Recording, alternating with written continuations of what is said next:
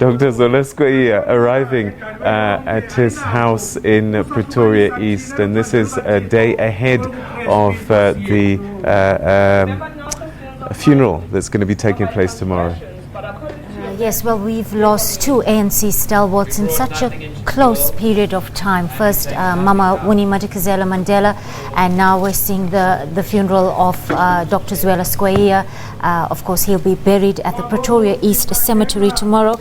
And sadly, he would have turned 76 tomorrow. His death transpired, of course, like I was saying, as South Africans commemorated the official memorial service of Mama Winnie. And of course, as the ANC marks the Mandela and Albertina Sisulu centenaries. Now, Dr. Skweyiya died after a very short illness. His family said he had been sickly, though, for a long time. In a statement released by the Skweyiya family, Dr. Skweyiya died on the day leaders of the African National Congress, including President Cyril Ramaphosa, former Presidents Thabo Mbeki and Kgalema Motlanthe, had planned to visit him. Yeah, well, those are the remains of the late Dr. Zola Skweyiya arriving for the last time in his family home, surrounded by his comrades and friends as he makes a final step coming back to his house here in Pretoria. Some of the ANC veterans are also here, ANC members. We are seeing ANC NEC member Dr. Aaron Matsaledi, Speaker of Parliament Baleka Mbete also coming to pay their respects. Family and friends as well following obviously the remains and making sure that he comes through home with all the support and the friends that are here to pay their last respects. Well, can I speak? We were told that the let's remains have arrived. Yes. There will be a short service by the family, friends and the comrades that are here. A service that will welcome Dr. Skweyiya back home once more.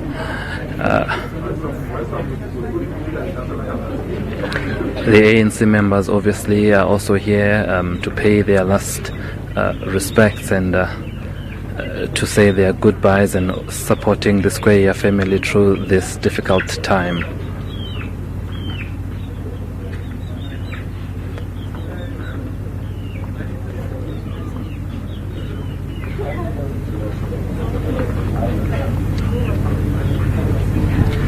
I see that Gauteng MEC for Education, Lesotho Panyaza, is also among the mourners that are coming here to pay their respects.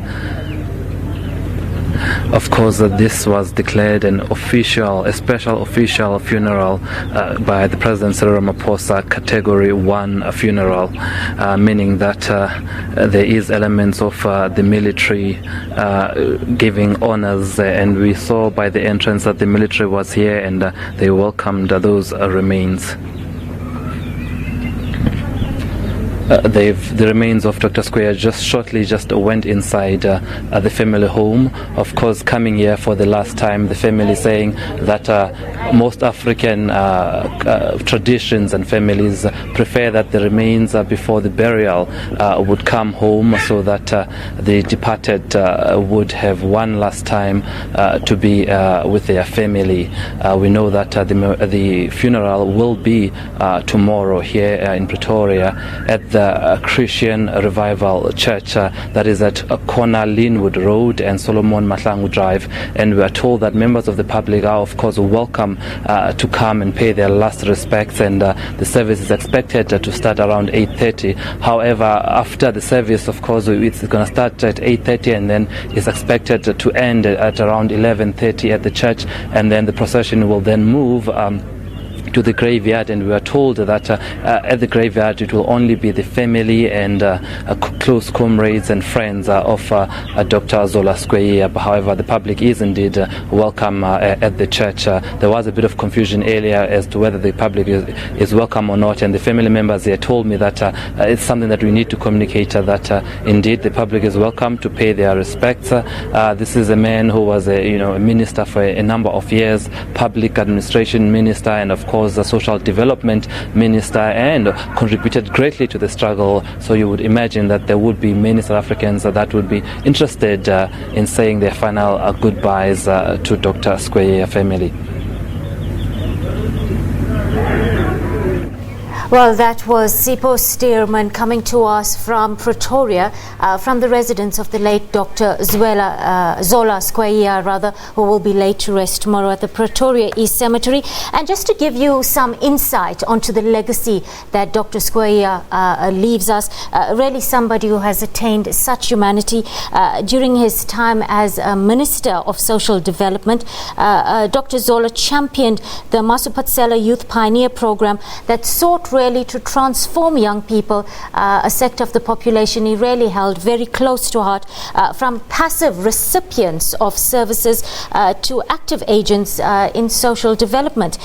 He was also part of the team that negotiated that crucial CODESA agreement, as well as the final constitution in the country.